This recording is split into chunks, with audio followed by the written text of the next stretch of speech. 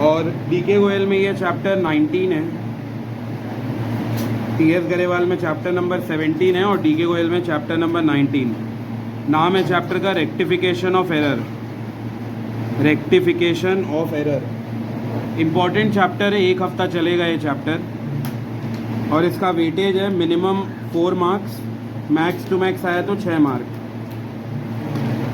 जल्दी जल्दी हेडिंग लिखो, rectification of errors, chapter number 17 TS Grewal में और डीके गोयल में चैप्टर 19, और इस चैप्टर का वेटेज है मिनिमम 4 मार्क्स, मैक्सिमम 6 मार्क्स। देखो सबसे पहले चैप्टर का नाम लिखा है रेक्टिफिकेशन। क्या मतलब रेक्टिफिकेशन?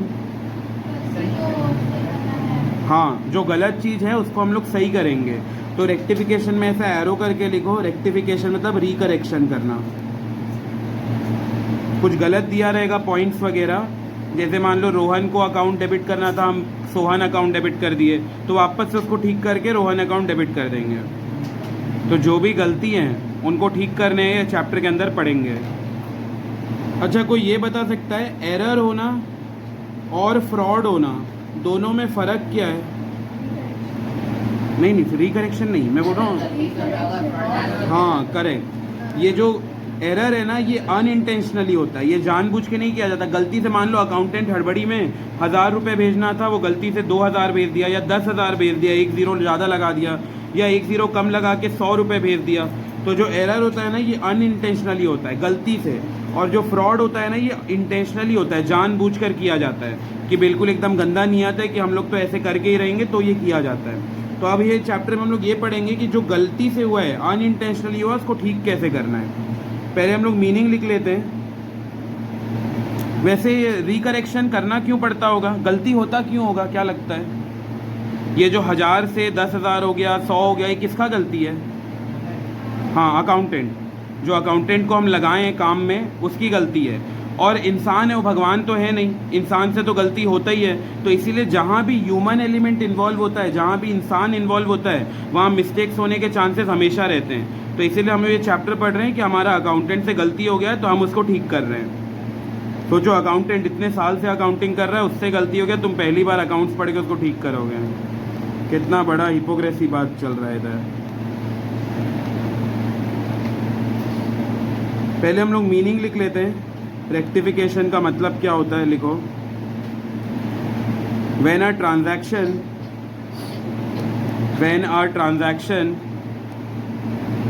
और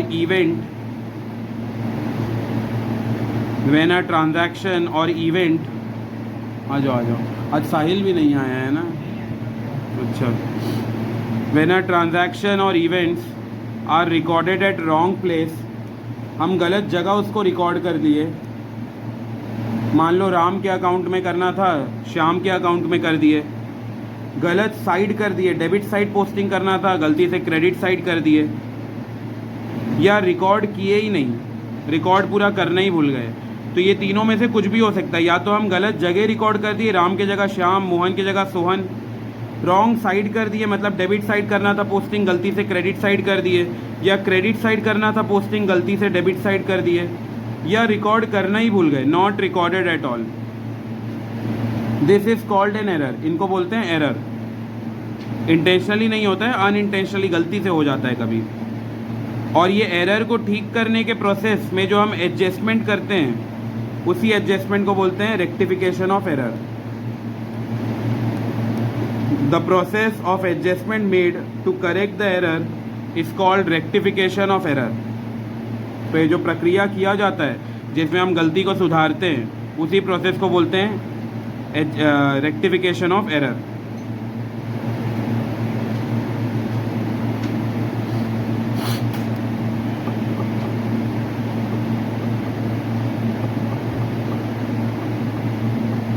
व्हेन ट्रांजैक्शन और event are recorded in wrong place, Ram की जगह श्याम में डाल दिए पैसा, रोहन की जगह सोहन में डाल दिए पैसा। डेबिट करना था क्रेडिट कर दिए, क्रेडिट करना था डेबिट कर दिए, या पूरा का पूरा रिकॉर्ड ही करना भूल गए। This is called error. और ये एरर को ठीक करने का प्रोसेस को बोलते हैं rectification of error. Rectification of error.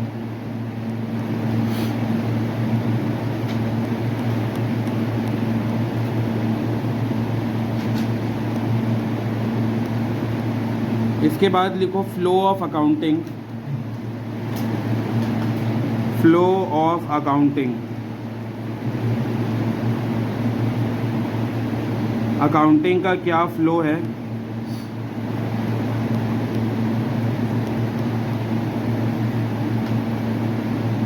सबसे पहले रिकॉर्डिंग किया जाता है, किस में रिकॉर्ड करते हैं, याद करो रिकॉर्डिंग किस में करते हैं, जर्नल के अंदर। तो सबसे पहला स्टेप होता है जर्नल। जर्नल के अंदर हम करते हैं रिकॉर्डिंग।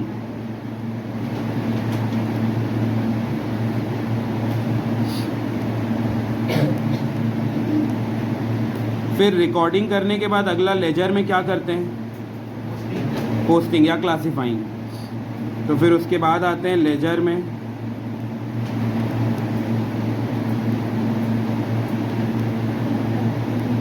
लेजर में किया जाता है क्लासिफाइंग या पोस्टिंग।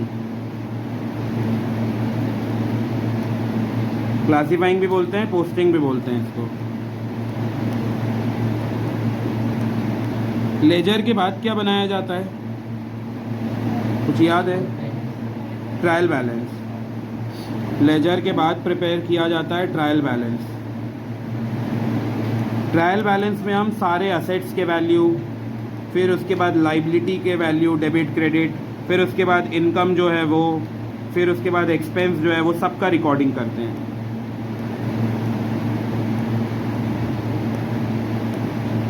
ये होता है ट्रायल बैलेंस। ट्रायल बैलेंस के अंदर असेट, लाइबिलिटी, इनकम, एक्सपेंस, इनका देखा जाता है। ये चैप्टर करना बाकी है अपना, 2-3 दिन का ही चैप्टर है, छोटा सा ट्रायल बैलेंस वाला, इसको बाद में कर लेंगे।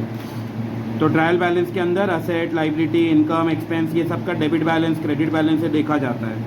और फिर फाइनली सबसे लास्ट में क्या बनाया जाता है, बैलेंस शीट, उसको बोलते हैं फाइनेंशियल स्टेटमेंट। ट्रायल बैलेंस के बाद जो सबसे लास्ट में फाइनली प्रिपेयर किया जाता है वो होता है फाइनेंशियल स्टेटमेंट। फाइनेंशियल स्टेटमेंट के अंदर सब आ जाता है, ट्रेडिंग अकाउंट भी आता है, प्रॉफिट एंड लॉस अकाउंट भी आता है, और तीसरा बैलेंस शीट भी आता है। तो बस बैलेंस शीट नहीं बनाते हम, ये तीनों बनाते हैं। और ये जो अपना 18th और 19th चैप्टर है उसके अंदर ये प्रिपेयर भी करेंगे। यही चैप्टर सबसे लेंदी है, फाइनेंशियल स्टेटमेंट। जब ये स्टार्ट करेंगे तो 15 दिन के आसपास का ये चैप्टर है, ठीक है। तो ऐसा अपना पूरा फ्लो चलता है। अब मेरे को ये बताओ, अकाउंटेंट से गलती कब हो सकता है, जर्नल में होगा, लेजर में होगा, ट्रायल बैलेंस में होगा, या फाइनेंशियल स्टेटमेंट बनाते टाइम होगा, जर्नल में। और किसी का कुछ, सबका यही जर्नल में होगा, लेजर में, लेजर में पक्का।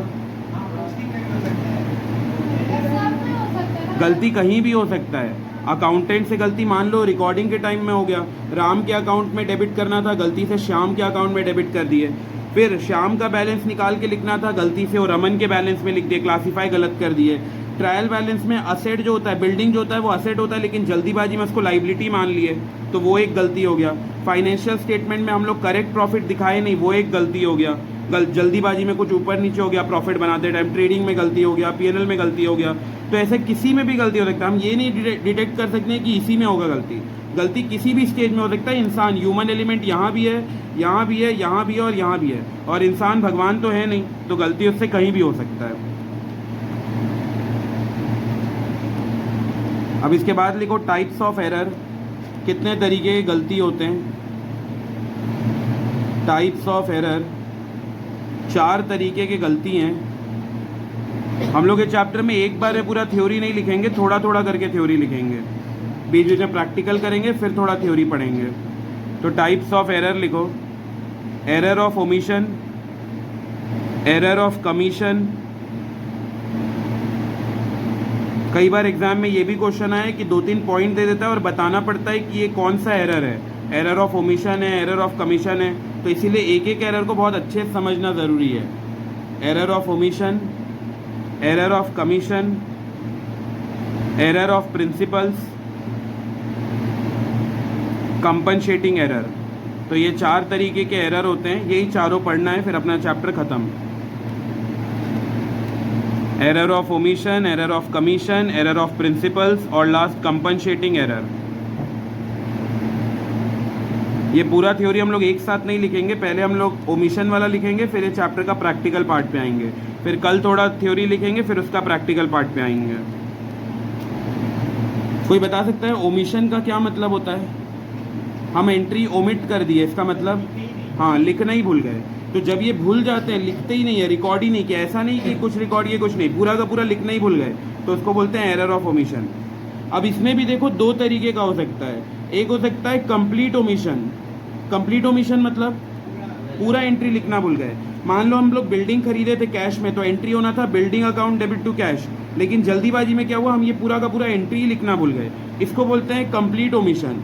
और दूसरा होता है पार्शियल ओमिशन। पार्शियल का मतलब होता है कुछ एंट्री लिखे हैं कुछ नहीं लिखे हैं। जैसे मान लो building account debit to cash होना था, तो हम बिल्डिंग अकाउंट में तो पोस्ट किए हैं लेकिन कैश में नहीं किए हैं, तो ऐसे ओमिशन को क्या बोलते हैं? पार्शियल। पार्शियल मतलब कुछ रिकॉर्ड किए हैं कुछ रिकॉर्ड नहीं किए हैं, और जिसमें कुछ भी नहीं रिकॉर्ड करते उसको क्या बोलते हैं? Complete omission. तो इसको पहले हम लोग थोड़ा लिख लेते हैं, इसके बाद आज का प्रैक्टिकल पार्ट स्टार्ट करेंगे।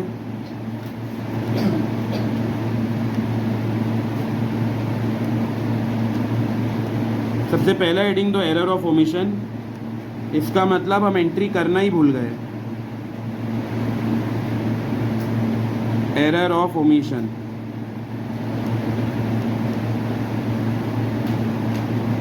A transaction if completely or partially omitted. A transaction if completely or partially omitted from being recorded in the books of account is categorized as error of omission. तो इसमें दो use हुआ, एक तो complete error, पूरा ही लिखना भूल गए, या तो कुछ लिखे हैं कुछ नहीं लिखे हैं, partial. A transaction if completely or partially omitted from being recorded in the books of account, it is categorized as error of omission. तो इसको हम बोलते हैं error of omission.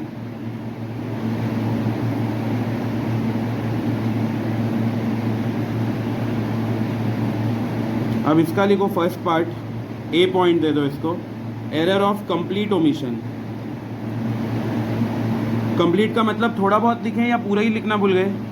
पूरा ही लिखना भूल गए, उसको बोलते हैं complete omission. It arises if transaction is not recorded in books of account. It arises if transaction is not recorded in books of account. और इसके बाद ये पॉइंट लिखो, ये अभी समझ नहीं आएगा, ये चैप्टर जैसे जैसे ख़त्म होते रहेगा उसके बाद समझ आएगा लास्ट में। Such error do not affect trial balance. ऐसे गलती ट्रायल बैलेंस पे कोई असर नहीं डालता। तो अभी ये मैं नहीं समझा रहा हूँ, फर्स्ट बैच में मैं समझाने की कोशिश किया था, समझ ही नहीं आया था, कई लोगों को ट्रायल बैलेंस का बेसिक नहीं पता है, तो इसीलिए हम लोग ये चैप्टर के एंड तक ये पूरा समझ जाएंगे क्या लिखा है। Such error do not affect trial balance. ये एरर ट्रायल बैलेंस को अफेक्ट नहीं करता है। कैसे अफेक्ट नहीं करता वो बाद में समझेंगे। इसके कुछ एग्जाम्पल लिखो। एग्जाम्पल, पहला example, goods purchased on credit from Vinod not recorded in purchase book. बताओ विनोद से सामान खरीदे हैं, क्या एंट्री करना था? उधारी में गुड्स खरीदे। बोलो बोलो, विनोद से उधारी में गुड्स खरीदे हैं, क्या एंट्री करना था? Purchase account debit to Vinod account. लेकिन हम ये पूरा लिखना ही भूल गए, पूरा का पूरा कंप्लीट ओमिशन। तो वही लिखा है, goods purchased on credit from Vinod not recorded in books of account. हम पूरा का पूरा लिखना ही भूल गए। और दूसरा, goods sold on credit to Rakesh. बताओ राकेश को उधारी में गुड्स बेचे हैं, क्या एंट्री होना था? उधारी में राकेश को बेचे हैं goods, Rakesh account debit to sales account. तो ये भी होना चाहिए था लेकिन हम रिकॉर्ड ही नहीं किए। Goods sold on credit to Rakesh not recorded in sales book, इसको हम लोग रिकॉर्ड ही नहीं किए। बस दो एग्जाम्पल काफ़ी है। बताओ ये समझ आया कंप्लीट ओमिशन? इसका मतलब होता है जब हम पूरा का पूरा एंट्री लिखना भूल गए। इसके दो एग्जाम्पल भी लिखे हैं। विनोद से सामान खरीदे थे, एंट्री होना था purchase account debit to Vinod, पूरा ही एंट्री करना भूल गए। जल्दीबाजी में ऐसा हो जाता है, ऑर्गेनाइजेशन में कितने ही लाखों ट्रांजैक्शन होते हैं। फिर दूसरा, Rakesh account debit to sales होना था, हम इसको भी लिखना भूल गए।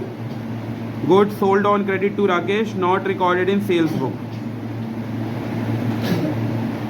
अगला लिखो second, error of partial omission.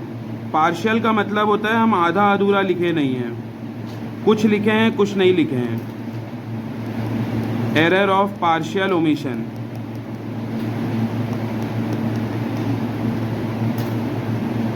error of partial omission. It is an error where a part of transaction, मतलब transaction का कुछ part, it is an error where a part of transaction and not the complete transaction is omitted. मतलब पूरा transaction भूले नहीं है, उसका कुछ part हम रिकॉर्ड करना भूल गए. It is an error where a part of transaction and not the complete transaction is omitted to be recorded. और इसमें भी एक पॉइंट लिखो, ये भी अभी समझ नहीं आएगा. Such error result in the trial balance not agreeing. Such error result in the trial balance not agreeing.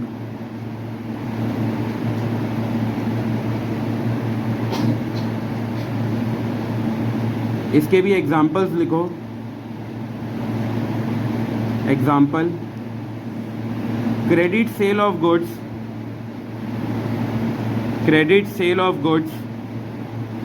to Raj recorded in sales book but not posted to Raj account.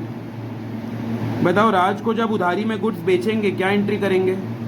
राज को उधारी में गुड्स बेचे हैं, राज account debit to क्या हो जाएगा? Sales account. तो बोल रहा है ये एंट्री किए थे, तो हम लोग सेल्स बुक में तो बिल्कुल रिकॉर्ड किए लेकिन राज के बुक में रिकॉर्ड करना भूल गए, तो इसको बोलते हैं पार्शियल ओमिशन. इसको कंप्लीट ओमिशन क्यों नहीं बोल रहे? हाँ, क्योंकि कुछ तो लिखे हैं, सेल वाला लिखे हैं, ये राज वाला नहीं लिखे. जब पूरा का पूरा नहीं लिखते तब उसको कंप्लीट बोलते हैं. तो credit sale of goods to Raj recorded in sales book but not posted to Raj account. Raj के अकाउंट में पोस्ट नहीं किए.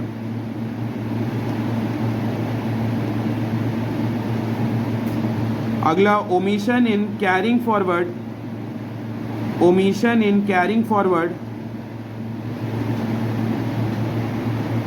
the total from one page to another.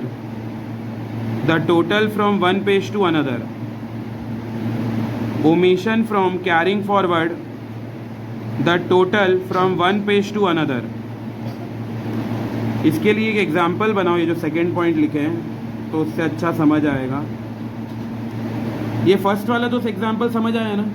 हम लोग एंट्री करना था राज अकाउंट डेबिट टू सेल्स, तो सेल्स बुक में तो रिकॉर्ड कर लिए, राज के अकाउंट में रिकॉर्ड नहीं किया, तो इसको बोल रहे हैं पार्शियल ओमिशन. इसमें एक और आता है, omission in carrying forward the total from one page to another.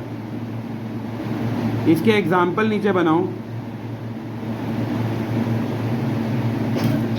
मान लो जैसा रजिस्टर का पेज होता है, तो ये है पेज नंबर 7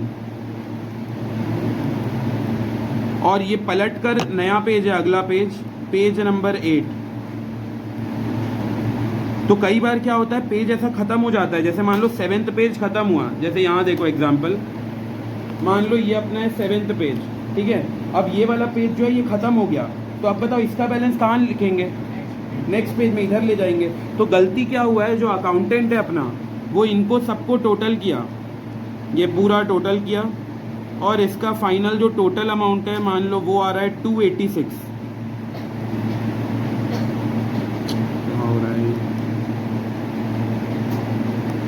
टोटल आ रहा है 286, इतना हुआ इस पेज का टोटल. अब अकाउंटेंट क्या किया, जब वो इधर से ले जा रहा था उसको दूसरे पेज में, तो उससे गड़बड़ हो गया, जल्दीबाजी में वो 286 को 268 लिख दिया. बताओ ऐसा हो सकता है कि नहीं? हो सकता है. ह्यूमन एलिमेंट जल्दीबाजी में, हड़बड़ी में हमेशा रहते हैं. तो इसीलिए हुआ क्या, होना था 286 और रिकॉर्ड हो गया 268. बताओ इसको मैं कंप्लीट ओमिशन बोलूँ या पार्शियल ओमिशन? क्या इसको मैं कंप्लीट ओमिशन बोल सकता हूँ? कंप्लीट का मतलब होता है कुछ रिकॉर्ड ही नहीं किए. बताओ क्या अगले पेज में कुछ भी रिकॉर्ड नहीं किए? रिकॉर्ड किए हैं, लेकिन क्या सही रिकॉर्ड किए? नहीं, बस इसलिए इसको बोल रहे हैं पार्शियल. अगर मैं रिकॉर्ड ही नहीं करता अगले पेज में, ये वाले पेज का यहीं भूल जाता, तो इसको बोलते हैं कंप्लीट ओमिशन. तो समझना बहुत ज़रूरी है. यहाँ लिखा है omission in carrying forward the total from one page to another. जब हम एक पेज से दूसरे पेज में ले गए, अगर कुछ भी नहीं लिखता, जल्दीबाजी में पेज ही भूल जाता कि यहाँ का टोटल हुआ था. कई बार ऐसा होता है कि टोटल होता है, वो अगले पेज में जाने ही भूल जाते हैं, तो उसको बोलते हैं कंप्लीट ओमिशन, कि हम पूरा ही लिखना भूल गए. लेकिन यहाँ पे लिखा तो है 286 की जगह 268 लिख दिया, थोड़ा सा गड़बड़ है, तो इसको बोल रहे हैं पार्शियल ओमिशन. तो बताओ पहला ओमिशन क्लियर है सबको? Error of omission. ओमिशन का मतलब होता है भूल गए. कितने तरीके का एरर ऑफ ओमिशन है? दो तरीके का, पहला क्या है कंप्लीट ओमिशन और दूसरा क्या है पार्शियल ओमिशन। कंप्लीट का भी हम लोग एग्जांपल देखिए कि पूरा का पूरा रिकॉर्ड करने से भूल गए, और दूसरे का देखे हम लोग जैसे सेल का अकाउंट में रिकॉर्ड किए, राज के में भूल गए। दूसरे में यहाँ का यहाँ रिकॉर्ड तो किए लेकिन अमाउंट में कोई गलती आ गया, तो इसको बोलते हैं पार्शियल ओमिशन। ठीक है, अब देखो इसके बाद लिखना क्या है, लेकिन अभी पूरा थ्योरी नहीं लिखेंगे, बोर हो जाएंगे फिर। तो यहाँ एक एरर ऑफ कमीशन है, इसके बारे में थोड़ा सा लिखना है, और बस ये हेडिंग लिखना है, error of recording, error of casting, error of carrying forward, error of posting. फिर यहाँ एरर ऑफ प्रिंसिपल लिखना है, उसके बाद इसके एक आध एग्जाम्पल, और लास्ट कंपनसेटिंग एरर, इसके एक आध एग्जाम्पल। इतना लिखना है। तो अराउंड मान लो 10 से 12 पेज छोड़ दो, 12 पेज बोल रहा हूँ, 10 से 12 लाइन, पेज नहीं छोड़ देना, निपट जाओगे फिर, ज़्यादा ही हो जाएगा। तो 10 से 12 लाइन के आसपास छोड़ दो, और फिर इसके बाद आते हैं एक फ्रेश पेज से स्टार्ट कर लो। फॉर्मेट बनाओ, ये फॉर्मेट बनेगा transaction, correct entry, wrong entry और रेक्टिफाइड। यहाँ से अपना चैप्टर का कोर एरिया चालू हो रहा है, अभी तक थ्योरी चल रहा था। फॉर्मेट बनाओ, इसमें हम लोग अराउंड 40-50 एंट्री करेंगे, बीच में एंट्री करेंगे, फिर बुक का क्वेश्चन, फिर एंट्री, फिर बुक का क्वेश्चन। तो अभी एक पेज के आसपास का बना लो।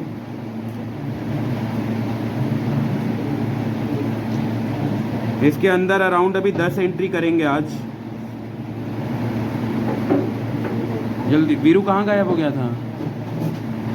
ठीक है, अभी मेन चालू है, यहाँ से भी समझ जाएंगे तो बन जाएगा। Transaction, correct entry, wrong entry और लास्ट है रेक्टिफाइड एंट्री। कॉलम बनाओ, transaction,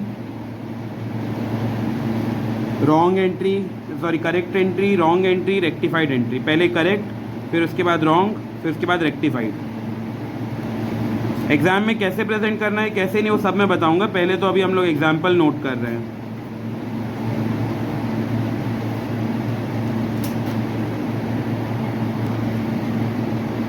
transaction, correct entry, wrong entry, rectified entry.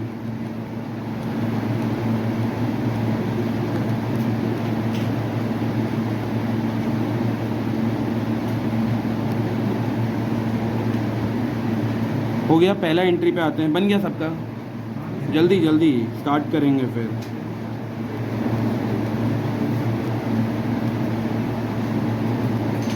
लिखो goods sold, goods sold,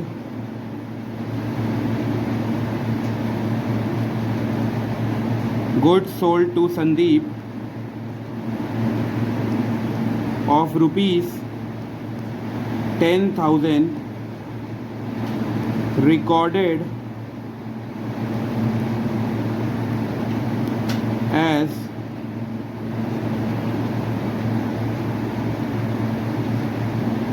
sold to Jayant. देखो पहला ट्रांजैक्शन क्या है, goods sold to Sandeep. Sandeep को गुड्स बेचे थे 10,000 रुपये का, गलती से रिकॉर्ड ऐसा कर दिए कि जयंत को हम लोग बेचे हैं। एक्चुअल में किसको बेचे थे गुड्स? संदीप को, लेकिन गलती से रिकॉर्डिंग किस पे हो गया? जयंत पे। अब इसको समझना बहुत ज़रूरी है। देखो जब हम गुड्स संदीप को बेचे हैं, बताओ कैश में बेचे हैं मानेंगे या उधारी में बेचे हैं? कहीं कैश लिखा है क्वेश्चन में? नहीं। संदीप का नाम लिखा है तो क्या मानेंगे? क्रेडिट में बेचे हैं। संदीप को क्रेडिट में गुड्स बेचे हैं, करेक्ट एंट्री क्या होना था? Sandeep account debit to sales account, तो ये करेक्ट होना था, Sandeep account debit to sales. ठीक है, और अमाउंट आएगा 10,000 10,000। अमाउंट में कोई गड़बड़ नहीं हुआ है, अमाउंट बढ़िया है, 10,000 10,000 जा रहा है। लेकिन हम लोग गलती से क्या एंट्री कर दिए संदीप के जगह? Jayant, Jayant account debit to sales 10,000 10,000। ठीक है, अब देखो हम लोग के पास करेक्ट एंट्री भी दिख रहा है और रॉन्ग एंट्री भी दिख रहा है। एक्चुअल में करेक्ट एंट्री होना था Sandeep account debit to sales, जल्दीबाजी में हमारा अकाउंटेंट क्या किया, संदीप की जगह Jayant account debit to sales कर दिया। अब इसमें देखना क्या है, जब एक बार तुम लोग कंफर्म हो जाओ कि करेक्ट एंट्री और रॉन्ग एंट्री है, यही है करेक्ट है, उसके बाद देखना है दोनों में कॉमन क्या है। कॉमन क्या दिख रहा है? Sales account. कॉमन होने के लिए दो चीज़ देखना है, एक तो अकाउंट देखना है कौन सा अकाउंट यूज़ हुआ है, और दूसरा अमाउंट देखना है, दोनों सेम होना है। बताओ क्या यहाँ दोनों में सेल यूज़ हुआ है? हाँ, क्या दोनों में 10-10 हज़ार है? हाँ, तब इसको हम लोग बोलेंगे कि ये कॉमन है। तो कॉमन होने के लिए दो पैरामीटर है, पहले तो अकाउंट सेम होना है और अमाउंट भी सेम। कई बार क्या होता है, जैसे मान लो इधर दिया है 10,000 और इधर दे देगा 11,000, क्या इसको कॉमन बोल पाएंगे? नहीं, क्योंकि बस अकाउंट सेम होने से कुछ नहीं होता है, अमाउंट भी सेम होना है तभी वो कट हो पाएगा। ऐसे ही मैथ्स में भी तो होता है, अगर वो कॉमन रहता है इक्वल के दोनों साइड तभी वो कट हो पाता है, कुछ भी अगर अलग रहता है तो वो कट नहीं होता। तो हम क्या करेंगे, दोनों को कट कर देंगे। कट करने का लॉजिक है कि ये करेक्ट है। बताओ, सेल को क्रेडिट ही होना था ना, सेल को तो क्रेडिट ही होना था और क्रेडिट हुआ है, तो उसमें कोई गड़बड़ हुआ ही नहीं, इसलिए हम लोग उसको कट कर दिए। तो कट करने का ये लॉजिक है कि सेल को एक्चुअल में भी क्रेडिट होना था और वो गलती से भी क्रेडिट ही हुआ है, तो इसमें कोई गड़बड़ है नहीं, तो हम इसको कट कर दे रहे हैं। अब बताओ, एक्चुअल में किसको डेबिट होना था? संदीप को। जो करेक्ट होना था वो संदीप को डेबिट होना था, तो यहाँ लिखेंगे संदीप अकाउंट डेबिट, क्योंकि संदीप को डेबिट होना था। बट बताओ, गलती से कौन डेबिट हो गया है? जैन। डेबिट करके अकाउंट ओपन किए हैं, तो ख़त्म करने के लिए क्या करेंगे? क्रेडिट। तो इसीलिए आ जाएगा टू जयंत अकाउंट। ये क्रेडिट हो जाएगा। कितने से? 10,000 10,000।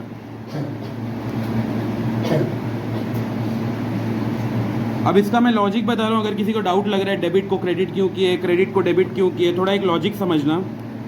मान लो हम लोग एक मशीन खरीदे नहीं है, लेकिन गलती से रिकॉर्ड हो गया है, खरीद लिए हैं। मशीन अपना क्या होता है, एसेट होता है कि लाइबिलिटी होता है? असेट। और खरीद लिए हैं मतलब आ रहा है, असेट आता है तो क्या करते हैं? डेबिट। तो हम लोग गलती से डेबिट किए हैं, लेकिन क्या हम लोग एक्चुअल में खरीदे हैं मशीन? नहीं। तो हम लोग को ठीक करने के लिए क्या करना पड़ेगा? क्रेडिट। क्रेडिट किए हैं मतलब असेट आया है या नहीं आया है? नहीं आया है। तो एक बार आया वाला कर दिया और एक बार गया वाला कर दिया, तो क्या हमारे बुक में वो दिख रहा है मशीन अकाउंट? नहीं। याद होना चाहिए, मैं जर्नल के टाइम में बताया था कट होता है एंट्री, याद है? अगर एक जगह डेबिट हो रहा है और दूसरे कहीं वो क्रेडिट हो रहा है, तो दोनों कट हो के हम ये मानते हैं कि वो एंट्री एग्जिस्ट ही नहीं करता था, याद है? जैसे एक एग्जाम्पल मान लो, फॉर एग्जाम्पल एरॉन को गुड्स बेचे, तो क्या एंट्री होना था? Aaron account debit to sales account, ये एंट्री अपना होना था। लेकिन मान लो एरॉन हो गया बैड डेट, अब वो पैसे ही नहीं दे रहा है, पैसा नहीं देने का क्या एंट्री होता है? Bad debt account debit to कौन बैड डेट हुआ है? एरॉन, तो टू हो गया एरॉन। अब बताओ, दोनों में कॉमन, सबसे पहले यहाँ पे एरॉन क्या हुआ था? डेबिट, और यहाँ पे एरॉन क्या हो गया? क्रेडिट। तो इसका अकाउंट हम लोग क्या कर दिया अपने बुक से? क्लोज। आया समझ में? अगर एक बार किसी का अकाउंट डेबिट होता है तो उसको ख़त्म करने के लिए हम क्या करेंगे? उसको क्रेडिट। या मान लो अगर किसी का अकाउंट ओपन हो रहा है क्रेडिट करके, तो ख़त्म करने के लिए उसको क्या करेंगे अपन? डेबिट। बस जस्ट रिवर्स कर देना। और रिवर्स भी ऐसे ही नहीं कर रहे, लॉजिक है इसका। अगर एक जन डेबिट होता है तो इसका मतलब उसका अकाउंट ओपन हुआ है, हमारा असेट बढ़ गया, हम सोच रहे हैं एरॉन पैसा देगा, कल को पैसे ही नहीं दे पाया तो हमारा असेट कम हो गया, असेट कम हुआ करके हम उसको क्लोज कर दिए। तो जब भी एक एंट्री में कोई डेबिट होता है तो ख़त्म करने के लिए उसको क्रेडिट करना है, और अगर ओपन क्रेडिट हुआ है तो ख़त्म कैसे करेंगे? उसको डेबिट करके। आया यहाँ तक समझ में? ठीक है, तो ये हो गया। हाँ, यही Sandeep account debit to Jayant, ये फाइनल एंट्री। मतलब मैं बैड डेट वाला, हाँ वो करेंगे, उसमें ना थोड़ा कुछ गलती हुआ नहीं है ना, वो तो बस एंट्री ऐसा नॉर्मल चल रहा था कि एरॉन को गुड्स बेचे और फिर एरॉन बैड डेट हो गया, इसमें कोई गलती नहीं हुआ है। जब गलती होता है तब ये चैप्टर में आते हैं, वो वाला भी करेंगे। अब सेकेंड पे आते हैं।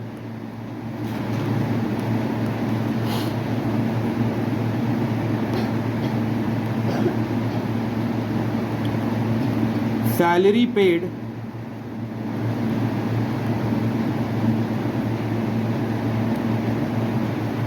टू नुपुर ₹6,000, 6,000 का सैलरी पे किए हैं, बट डेबिटेड टू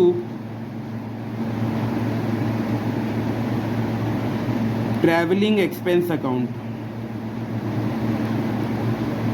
एक्चुअल में नुपुर को 6,000 का सैलरी पे हुआ है, लेकिन हमारा अकाउंटेंट गलती से उसको किस में दिखा रहा है कि हम लोग कहीं घूम के आए हैं, उसका 6,000 रुपये। तो ये सही है कि गलत है? गलत है। होना चाहिए था नुपुर को सैलरी दिया गया है। नुपुर मान लो हमारी कंपनी की एक एम्प्लॉई है, एम्प्लॉई को सैलरी देते हैं तो क्या एंट्री होता है? Salary account debit to Nupur या कैश? कैश आएगा, कभी भी किसी का नाम नहीं लिखते हैं, तो करेक्ट एंट्री होना था salary account debit to cash. Salary account debit to cash 6,000 6,000।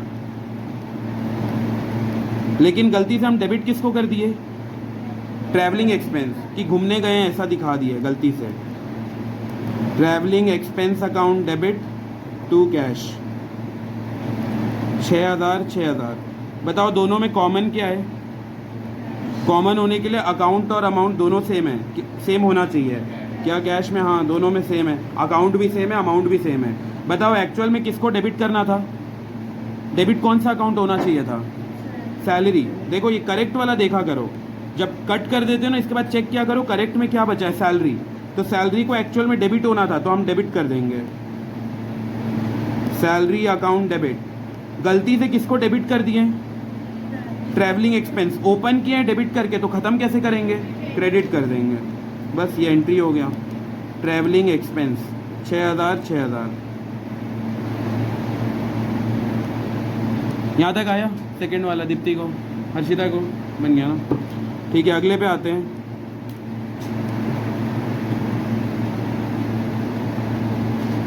Third वाला, इसको इम्पोर्टेंट मार्क करना, और कुछ अलग कलर के पेन से हो तो उससे कर लेना, क्योंकि बहुत सारा करना है, अराउंड 40-50 एंट्री करना है, तो उसमें से पता होना चाहिए कि क्या क्या इंपॉर्टेंट है जिसको बाद में एक बार देखना पड़े। Wages paid. और अगर तुम लोगों को कोई सा टफ लग रहा है जो मैं मार्क नहीं करवाया तो तुम लोग अपने साइड से मार्क कर लेना, क्योंकि कई ऐसा पॉइंट हो सकता है जो मेरे को ईजी लग रहा है लेकिन तुम लोग को वो हार्ड लग सकता है, तो उसको तुम लोग मार्क कर लेना। ऐसा नहीं कि सभी एंट्री में 3 स्टार बना दे रहे हैं, फिर तो बड़ा प्रॉब्लम है चैप्टर में। Wages paid to installation of machinery ₹2000 debited to wages account।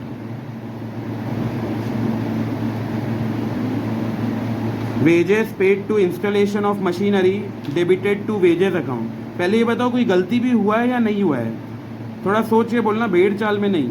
Wages हम पे किए हैं कि वो आए और मशीन को इंस्टॉल करके जाए, उसके बदले हम वेजेस दिहाड़ी पे किए हैं 2000 रुपये, और इसको डेबिट कर दिए हैं वेजेस अकाउंट। तो इसमें मेरे को तो कोई डाउट मतलब गड़बड़ नहीं लग रहा है, वेजेस तो पे किए हैं ना, और वेजेस पे किए हैं, वेजेस अकाउंट में डेबिट कर दिए। कोई है इसमें ऐसा गलती टाइप कोई बताना चाहे? वेजेस पे हुआ है 2000 और वेजेस अकाउंट में तो डेबिट किया, इसी में तो होना चाहिए। क्या बोलती है नम्रता? कैश अकाउंट नहीं, कैश में तो पे किया, दोनों में कॉमन ही रहेगा, कैश दोनों में ही कैश कैश है, लेकिन डेबिट बोल रहा है वेजेस अकाउंट डेबिट हुआ है। हम लोग पे क्या? कौन सा? तो मशीन को इंस्टॉल तो करते हैं ना। नहीं मान लो भिलाई से मशीन मंगा रहा हूँ, क्या ट्रक? हाँ करेक्ट। सुनो मैं तुम लोगों को बताता हूँ। इसमें एक नुपुर को डाउट आया कि इंस्टॉलेशन ऑफ मशीन कहाँ से आया, तो कंपनी को अगर मशीन लाना है तो इंस्टॉल तो करना पड़ेगा ना। अच्छा मान लो भिलाई से मंगाया, क्या ट्रक में रखे प्रोडक्ट बनाऊंगा? नहीं, कि ट्रक में चढ़ रहे हैं, वर्कर बन जा रहे हैं, वहाँ कहीं से कनेक्शन वगैरह नहीं भाई, हमें उसे इंस्टॉल करना पड़ेगा, तो इंस्टॉलेशन तो आएगा। लेकिन सुनो गलती क्या हो रहा है, हम वेजेस पे किए हैं, वेजेस पे करते हैं तो डेबिट क्या होना चाहिए? Wages account. अरे सुनो इसमें गड़बड़ हो सकता है, एक बार ध्यान से सुनो। मैं तुम लोग को जर्नल एंट्री के टाइम में बताया था, मशीन जब तक रेडी टू यूज़ ना हो जाए उसके सारे खर्चे हम ऐड ऑन करते हैं, याद है? मशीन को मान लो भिलाई से मंगा रहे हैं तो भाड़ा लगेगा, मशीन को इंस्टॉल करवा रहे हैं वो लगेगा, कुछ और चार्जेस है XYZ। जब तक वो बिल्कुल रेडी टू यूज़ ना हो जाए, चकाचक चलना चालू ना हो जाए, तब तक के सारे खर्चे हम ऐड कर देते हैं। तो यहाँ भी देखो, मशीन बिना इंस्टॉल करे क्या चालू हो सकता है? नहीं। ऐसा तो नहीं कि नुपुर वाला आइडिया कि हम ट्रक में कोई एक्सटेंशन बोर्ड लगा के वहाँ कुछ कर रहे हैं फिर सब एक बार में उड़ जाएगा, ट्रक भी, लेबर भी, मशीन भी। तो इसीलिए क्या है, उसको इंस्टॉल करना बहुत ज़रूरी है। तो बताओ इंस्टॉल वगैरह सब कुछ बिना इंस्टॉलेशन करे मशीन चालू हो सकता है क्या? नहीं। तो ये इंस्टॉलेशन का पैसा हमें कहाँ डालना चाहिए था? कौन से अकाउंट में? मशीनरी अकाउंट में। लेकिन बताओ गड़बड़ क्या हुआ, कौन से अकाउंट में डाल दिए? वेजेस अकाउंट में। इसीलिए वाले क्वेश्चन में मैं स्टार मार्क करवाया हूँ, नहीं तो देख के लग रहा है कोई गड़बड़ हुआ ही नहीं। वेजेस पे किए हैं, वेजेस में डेबिट, लेकिन वेजेस देखो तो किसके लिए पे किए? Installation of machine. और जब तक मशीन रेडी टू यूज़ ना हो जाए तब तक सारे खर्चे उसको उसी में ऐड कर देते हैं। तो इसका करेक्ट एंट्री होना था machinery account debit to cash, machinery account debit to cash 2000। बताओ गलती से किसको डेबिट कर दिए? Wages account. सब लोग पार्टिसिपेट करो इसमें, तभी ये चैप्टर इंटरेस्टिंग लगे, नहीं तो बहुत बोरिंग हो जाएगा, रटना पड़ेगा फिर ये चैप्टर, और समझते गए तो बनता जाएगा फिर। बताओ दोनों में कॉमन क्या है? कैश। अकाउंट भी सेम है, अमाउंट भी सेम है, तो बताओ रेक्टिफाइड एंट्री क्या होगा?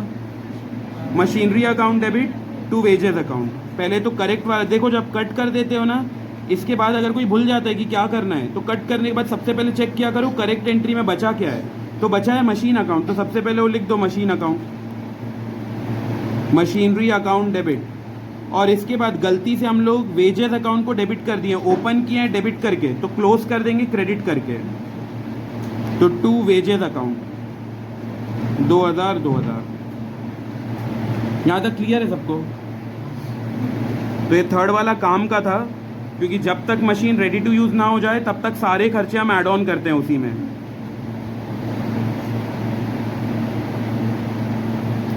अगला लिखो fourth,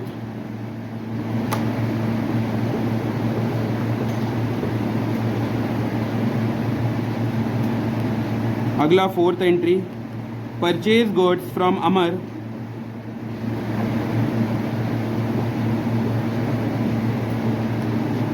purchase goods from Amar of rupees 12,000 recorded as purchased from Azhar. Amar से खरीदे हैं 12,000 का सामान, लेकिन अकाउंटेंट को कुछ दिखा नहीं, वो एम के जगह जेड वाला अकाउंट में, मतलब अमर के जगह अजहर के अकाउंट में लिख दिया। तो ये गलती हुआ कि बंदे ही बदल गए, खरीद के लाए थे अमर से, रिकॉर्ड कर दिया अजहर पे। बताओ जब हम अमर से खरीद के लाए हैं तो इसको कैश में खरीदेंगे या उधारी में खरीदें? बताओ क्या मानेंगे? उधारी में, क्योंकि कहीं भी कैश लिखा नहीं है और अमर का नाम दिया है। बताओ जब किसी से उधारी में खरीद के लाते हैं गुड्स, क्या एंट्री करते हैं? Purchase account debit to Amar account, purchase account debit to Amar. 12,000 12,000। अब वीरू बताएगा, वीरू इसमें गलती क्या हुआ है? देख लिखा है purchase goods from Amar 12,000 recorded as purchase from Azhar, तो करेक्ट एंट्री होना था purchase account debit to Amar. गलती क्या हो गया? सोच सोच।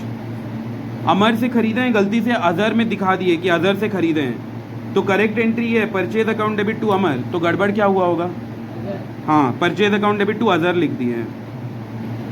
परचेज अकाउंट तो बराबर से डेबिट हुआ, इसमें कोई प्रॉब्लम नहीं है, लेकिन वो एम के जगह जेड वाले अकाउंट में डाल दिया, मतलब अमर के जगह अजहर में। 12,000 12,000 कैंसिल क्या होगा? परचेज, देखो परचेज के लिए अकाउंट भी सेम है और अमाउंट भी सेम है।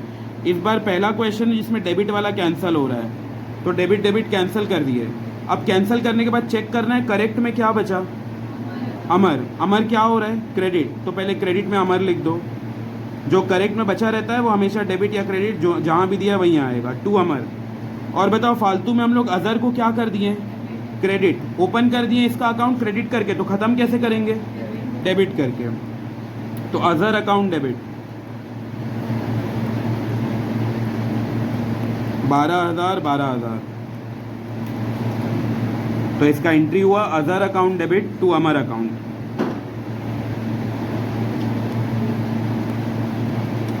यहाँ तक है क्लियर सबको? कोई डाउट किसी को? वहाँ एरोन को कोई डाउट नहीं? नुपुर, लता से बन गया?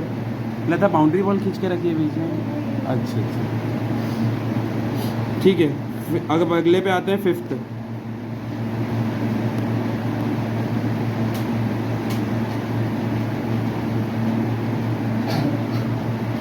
Fifth transaction, sold furniture of rupees 8,000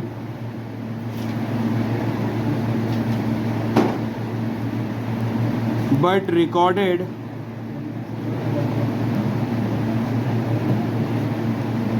as cash sales। Sold furniture of rupees 8,000 but recorded as cash sale. इसका कौन? दीप्ति बताएगी। दीप्ति, फर्नीचर बेच रहे हैं 8,000 का और गलती से हम इसको कैश सेल दिखा दिए, तो करेक्ट एंट्री क्या होना था? फर्नीचर बेच दिए तो बदले में क्या मिला है? Cash, cash account debit to क्या चला गया, फर्नीचर। तो इसका करेक्ट होना चाहिए था कैश अकाउंट। अगर तुम लोग फर्नीचर को डेबिट कर रहे हो इसका मतलब तो फर्नीचर आ गया, कैश आया है हमारे पास, तो cash account debit to furniture. Nivedita बताएगी गलती क्या हुआ है, क्वेश्चन में लिखा है हाँ कैश अकाउंट डेबिट टू, हाँ करेक्ट। इसको हम लोग नॉर्मल सेल्स मान लिए। सेल्स कब मानते हैं, जब क्या बेचते हैं, गुड्स। क्या हम गुड्स बेच रहे हैं, नहीं, हम फर्नीचर बेच रहे हैं, तो फर्नीचर दिखाना था लेकिन गलती से उसको गुड्स का मान लिया सेल, तो cash account debit to sales कर दिए। दोनों में कॉमन क्या है, कैश। अकाउंट भी सेम है, अमाउंट भी सेम है, तो ये कैश कैंसिल, ये वाला कैश कैंसिल। बताओ करेक्ट एंट्री क्या होगा। पहले तो ये फर्नीचर को उठा के लिख देंगे, कहाँ लिखेंगे, डेबिट में कि क्रेडिट में, क्रेडिट में। कभी भी करेक्ट वाले को चेंज नहीं करते हैं, इनकरेक्ट वाले को चेंज करते हैं। तो टू फर्नीचर, और देखो इनकरेक्ट में सेल्स को फालतू में क्रेडिट कर दिए हैं, तो ठीक करने के लिए क्या करेंगे, debit. Sales account debit to furniture account.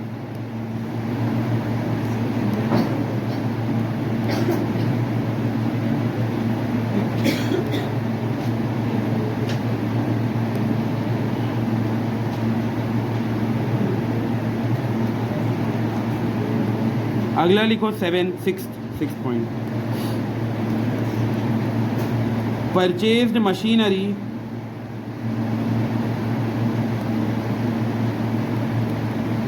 From, मान लो परचेज कर रहे हैं मशीनरी वीरू के पास से, ऑफ रुपीज, कितने रुपए का, 18,000, of rupees 18,000, but recorded in purchase book. Sandeep बताएगा। संदीप इसमें लिखा है परचेज किया है मशीन वीरू से 18,000 का, बट परचेज बुक में रिकॉर्ड कर दिया, तो करेक्ट क्या होना था, मशीन खरीद रहे हैं वीरू से, क्या एंट्री होना था करेक्ट, हाँ वीरू से, अभी तक उसको पैसा नहीं दिए हैं, हाँ करेक्ट, ये अपना करेक्ट होना था, machine account debit to Veeru, machinery account debit to Veeru account, 18,000। लेकिन बताओ गलती से क्या कर दिए, परचेज बुक में डाल दिए, तो गलत एंट्री क्या हो गया होगा, purchase account debit to Veeru account. Identify करना बहुत ज़रूरी है कि गड़बड़ क्या हुआ है। अगर वो दोनों आइडेंटिफाई कर लिए कि सही क्या है और गड़बड़ क्या है, तो रेक्टिफाइड तो आराम से आ जाएगा। 18,000। अगर तुम लोग को ये 6th और 5th में कोई डाउट लग रहा हो या एक बार में क्लिक नहीं कर रहा है तो स्टार बना लेना, बाकी डुएबल है, बन सकता है। बताओ इसमें कॉमन क्या दिख रहा है, वीरू, तो यहाँ वीरू कैंसिल, यहाँ वीरू कैंसिल, तो बताओ रेक्टिफाइड एंट्री क्या होगा, machinery account debit to purchase account. पहले तो करेक्ट वाला को उठा के जाके लिख देंगे मशीन अकाउंट डेबिट, करेक्ट वाले को कभी भी छेड़छाड़ नहीं करेंगे, डेबिट का क्रेडिट, क्रेडिट का डेबिट, ये सब नहीं करेंगे, जो इनकरेक्ट होगा उसमें करेंगे चेंज। इनकरेक्ट में परचेज को फालतू में डेबिट कर दिए, तो अब ठीक करने के लिए उसको क्रेडिट करेंगे।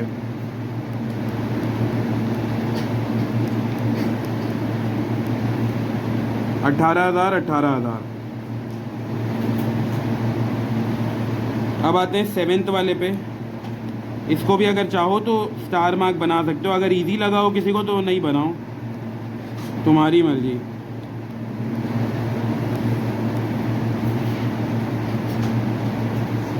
अगला 7th,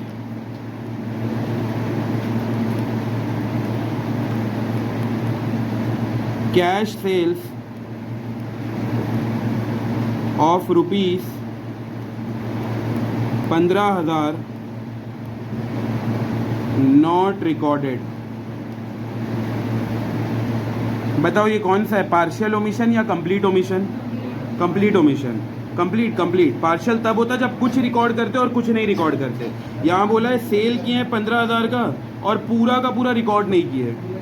बताओ कैश में जब सेल करते हैं तो करेक्ट एंट्री क्या होता है, cash account debit to sales account, ये है correct entry, cash account debit to sales, 15,000। और बताओ गलती क्या हुआ है? कुछ भी नहीं, रिकॉर्ड ही नहीं किया, डैश। तो अब कर रेक्टिफाई वाला क्या होगा? पूरा एज इट इज उठा के वहाँ लिख देंगे, इसमें कुछ भी चेंजेस नहीं आएगा। इसीलिए क्योंकि कोई रिकॉर्ड ही नहीं किया है, तो जब कुछ रिकॉर्ड नहीं करते हैं तो पूरा उठाते हैं और इसको रेक्टिफाइड बना देते हैं। तो cash account debit to sales account ही आएगा।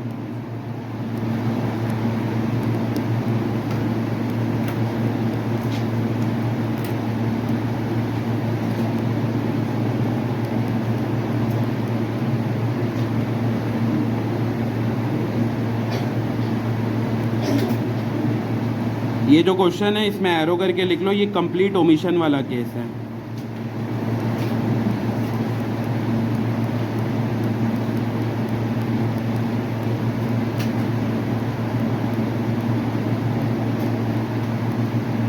कंप्लीट ओमिशन की कुछ भी रिकॉर्ड नहीं हुआ है। अगला 8th,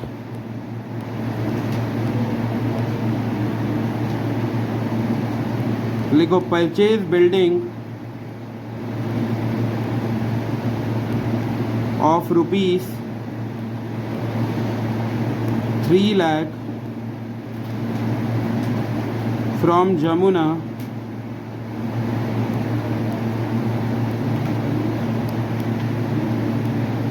omitted to be recorded.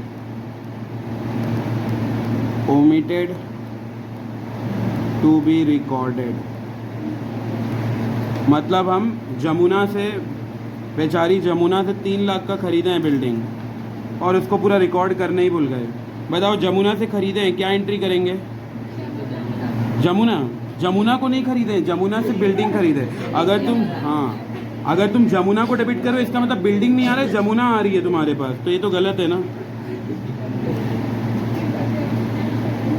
तो यहाँ पे आएगा बिल्डिंग अकाउंट डेबिट, क्योंकि बिल्डिंग आ रहा है हमारे पास।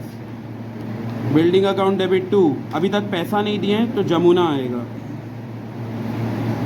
Building account debit to Jamuna 3 lakh. गलती क्या हुआ है? कुछ भी नहीं, हम तो रिकॉर्ड ही नहीं किए हैं, तो पूरा एज इट इज वहाँ चला जाएगा।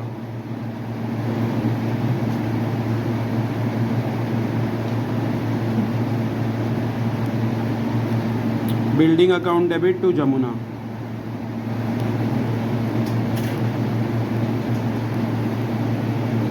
पंद्रह लाख,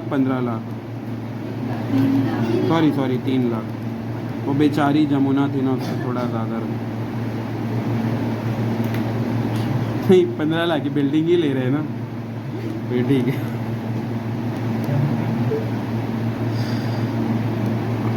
ठीक है, ब्रेक लेते हैं, इसके बाद हम लोग अगला 9th और 10th पॉइंट समझेंगे, वो थोड़ा डिटेल वाला है।